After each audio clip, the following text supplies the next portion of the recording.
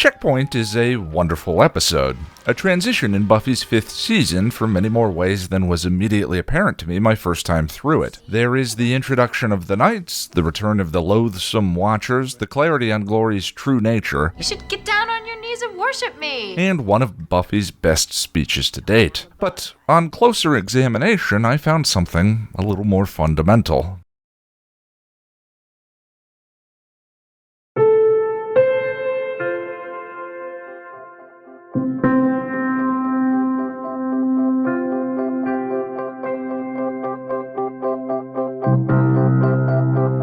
We open on a Scooby Gang meeting at Summers Central with a quick reminder of where the past few episodes have taken us. Giles says the Watchers are coming to Sunnydale with info, and Tara, who didn't watch seasons 1 through 3, asks a question that is pretty relevant to the episode. What's so bad about them coming here? Aren't they good guys? By the way, seriously digging casual Giles here in the brown leather jacket and his man mat sticking out of the top of his shirt. Yowza. Anyway, as they talk about Dawn, the girl in question, still mastering the technique of overhear us, wrong time us from her sister, wanders downstairs in her yummy donut pajamas for some detectiving. Glory's glam is looking a little off, but she sucks a brain and it returns to pristine while she and Minion talk about getting the location of the key from Buffy. Travers shows up to the magic box, entourage in tow, and begins critiquing Giles' mishandling of, well, everything in the shop. Quentin takes 30 seconds to find justification before shutting the shop down, and Giles points out an important detail. You knew you were going to do this before you even saw the place. Travers then sets up the premise of the episode. They have vital info about Glory, but aren't going to share any of it unless Buffy and Giles jump through their hoops. We get more evidence that Sunnydale has terrible, mean professors, and Spike interrupts Buffy's emotional catharsis and then stirs her insecurities about Riley. Or maybe your beauty's fading. The stress of slaying, aging you prematurely. Things not as high, not as firm. Giles talks Buffy out of her panic attack, and Buffy hits me in all the feels with why threatening to deport Giles worked on her. I picked the perfect thing. I can't lose you. Thank you. The Watcher's test begins in a montage that is absolute gold. After things don't go well, Buffy comes home to find Glory waiting for her inside in a genuinely chilling scene that evoked actual dread for me. We've gotten so used to the house feeling like a sanctum from the baddies, rare exceptions that Buffy could handle aside. But not only is Glory unbeatable, but she also doesn't need an invitation. This is about the scene where Glory started feeling more like the Terminator to me. Just give me the key. An unstoppable, terrifying, glamtastic Terminator, but a Terminator. Glory threatens everyone important to Buffy and then leaves. Buffy takes Joyce and Dawn to Spike's crypt for protection. I love the bits where Spike seems to acknowledge Buffy's genuine desperation by dropping the fencing tactics. I didn't need you. I never need you, Spike. You just don't like you did the rescuing, that's all. I need your help. You're the only one strong enough to protect them. All right, then. And he and Joyce chatting like old friends while watching Passions might be one of my favorite things on Earth. Joyce and Spike have one of my favorite background relationships on the show, always curiously kind and civil, almost since the beginning. Then there was the time she fed him cocoa and listened to his depression over Drew. Spike definitely seems to respond well to, Buffy's mom? On the way to her meeting with the Watchers, Buffy gets attacked by some Ren Fair dropouts. But if it takes 100 men, we send 100 men, and if it takes 1,000, we send 1,000. Buffy lets Discount Hydra go, but takes his rockin' Maul sword. That thing is a hoss. Remember what the swords Buffy and Angel dueled with looked like? She wanders into the magic box thoughtfully and commences her yummiest yummy sushi pajama speech yet. Giles gets his job back, Travers caves, we all applaud, and then things get real. Glory isn't a demon. She's a god.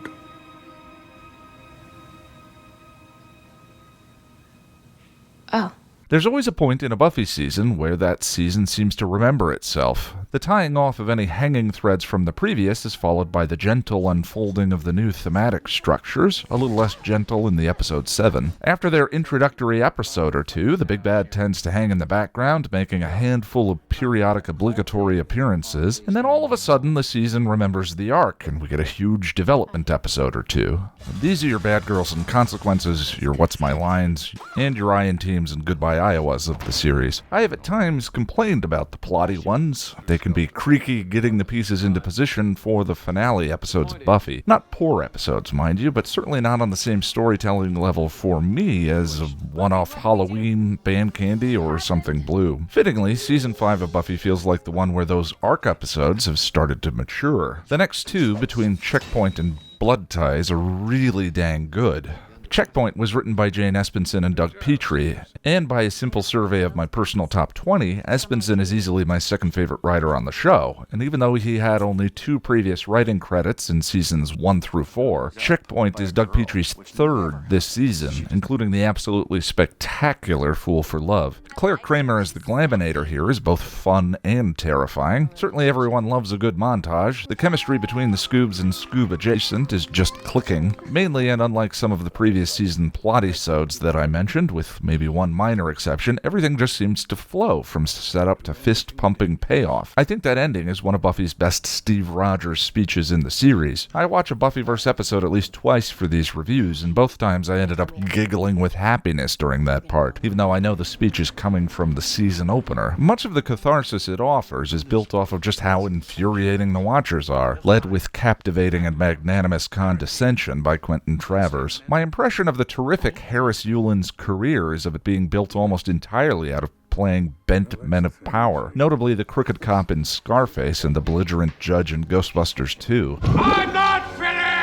He also has a terrific episode of Star Trek Deep Space Nine I recently watched during a stream over on the Muppet Sex and Trauma YouTube channel. Buffy's moment of standing proud over Quentin and the Watchers has been a long time coming, as they've been Tweety ball bags ever since Doug Petrie's first writing credit on the show, Revelations. And even though the reveal there was that Gwendolyn Post was in it for herself, there's always been an undercurrent of derision in the way they supported Giles in his position. I think we can read it in the way Giles so readily endured Gwendolyn's insults. That was bracing.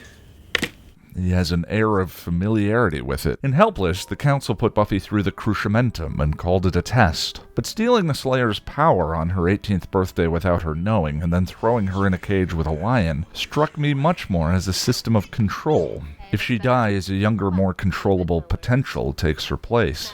If she doesn't, she's been properly terrorized and knows that she can be gotten to whenever and wherever the Council wishes. She has been reminded that, as Travers puts it in this episode, The Council fights evil. The Slayer is the instrument by which we fight. And of course, in Checkpoint, the Watchers are playing the same game. This is not an examination, but an exercise in control. They aren't shutting the magic box down because they actually care that Giles might be peddling eye-melting statues to Sunny Delights, as Giles says. You knew you were going to do this before you even saw the place. The Watchers are one of 3 forms of institutions in the episode that Tara's question could apply to. Aren't they good guys? Institutions that Buffy, more and more confronted by the complexities of adulthood, is having to deal with. The Watchers Council represents a sort of governmental body. By withholding information key to the Scoobies' safety, they engage them in a system built to make them feel inferior. One designed to make them feel like they need the Watchers in charge and to manufacture the consent for them to be so. The Watchers essentially get the Scoobies to spend the episode acting against their own self-interest, the weapon of a skillful politician. Educational institutions are represented by Buffy's professor. Buffy has plenty of expertise and reasons to trust herself, but the professor uses his pulpit to shame and bully her into silence. Maybe you prefer I step aside so that you can teach your own course. Speculation 101? You know that dude's got tenure. The gist of the lesson we see him teaching is around Rasputin, and it's strongly implied that Buffy thinks Rasputin was a vampire, a question that might come up again in the Buffyverse at some point. The lesson is the second Russian reference of the season, after the very specific Tunguska Blast reference of Willow's in Listening to Fear. Rasputin was associated with a certain obscure religious sect. They held the tenet that in order to be forgiven, one first had to sin. Rasputin embraced this doctrine and proceeded to sin impressively and repeatedly. I so love the cart leads horse idea of being forgiven as such an end in and of itself that it justifies the necessity of copious sinning. But the reference to Rasputin, his peculiar form of worship, and his striking inability to be killed, relates to the episode's final form of institution, the Knights of Byzantium. They are probably the episode's pious religious representation. In the name of avoiding getting too spoilery here, I'm not going to be sharing my feelings about the Knights just yet. But the story of Byzantium Byzantium goes back to 667 BC. The Megaran king's son Byzas was sailing to find land to settle for a colony. He had been told by an oracle from the Apollon Temple in Delhi that he was going to settle his colony opposite the City of the Blind. On the surface of it, all three of the institutions represented in the episode are ones that we're used to putting our trust and faith in. Not only that, but the Watchers, Professor, and Knights all state openly that they are the good guys. You think we ally ourselves with the beast? You must be mad. Buffy sums up what their relationship to her is all about in her speech. Power. I have it. They don't.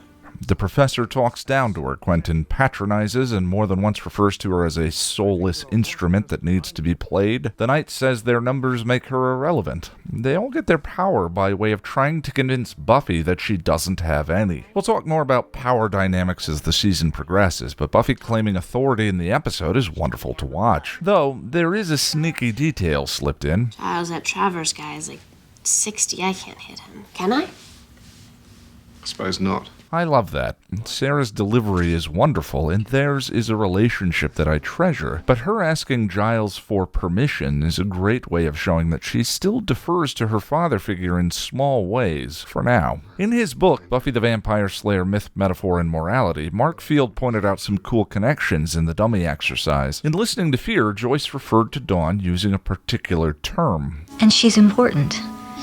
To the world, precious. And Quentin tells Buffy to protect the dummy. Protect the dummy? As if it were precious. So the dummy represents Dawn, and Buffy has been blindfolded by the Watchers, both literally during the test, and metaphorically through them denying her all the information she needs to defeat Glory. Then, of course, there is the way the test ends. Maybe my only persistent quibble in Checkpoint is the ongoing heavy use of the storytelling device where Dawn is always in the right place to overhear information she isn't supposed to, combined with the Scooby's continuing refusal to have important conversations in rooms with doors they can close. But I think I made peaceful headcanon with it this time when I realized Dawn is wearing a Pink Panther shirt when she tells Buffy, I'm gonna figure it out, you know. The Clouseau reference is enough of a nod to make me accept that Inspector Dawn is engineering all of these opportunities to overhear things, and the Scoobies are just too swamped for proper caution. The title of the episode is a little more self-explanatory than perhaps is normal for the Buffyverse. The Watchers return at this point in Buffy's life to perform a check of her methods before releasing important information to her. Though, through the lens of the adolescence allegory, the check Buffy is going through is about something else entirely. Quentin speaks to Buffy like she is a child and he is an adult. But you're dealing with grown-ups now. Drawing that distinction between he and Buffy got me to thinking about an important question that this season is, at least partly about. In what ways, other than age, do we define what it means to be an adult? Since Buffy aired, there is now a word in the cultural vernacular for what that looks like in action, adulting. But even the use of the word implies a separation between those actions and how the speaker feels about themselves. I'm still not 100%, and I guess I haven't really been taking up the slack. In watching Checkpoint this time, I was struck by a paradox in something Buffy said that I'd never noticed before. They're gonna expect me to be like a slayer and know stuff, but I'm just me. And I raced into my 20s believing I had some concept of what adulthood would feel like when it arrived, and then was struck by a deep depression in my early 30s, in part because I felt as though it never had. Surely it wasn't just about paying bills and staying organized, finding a partner and settling down. Did I miss a ceremony, I wondered, where someone was supposed to baptize me with adult confidence and sense of self? Had I taken a wrong turn on the way to becoming the man I was supposed to be?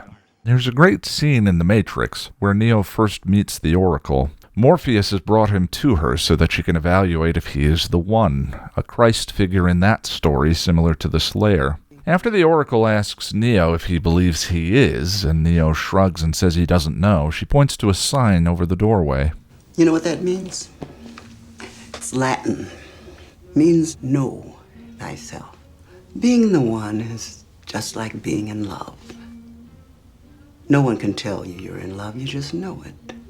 Through and through, balls to bones. And that is the paradox that Buffy still hasn't quite seen past yet. Sure, we can learn to be better at the business of adulting, but true authenticity is about self-discovery and acceptance, knowing yourself. No one gets to hold the definition of what Slayer is over Buffy, because being the Slayer isn't about accumulated knowledge or living up to someone else's tests and standards. It's who she is. Buffy is the one.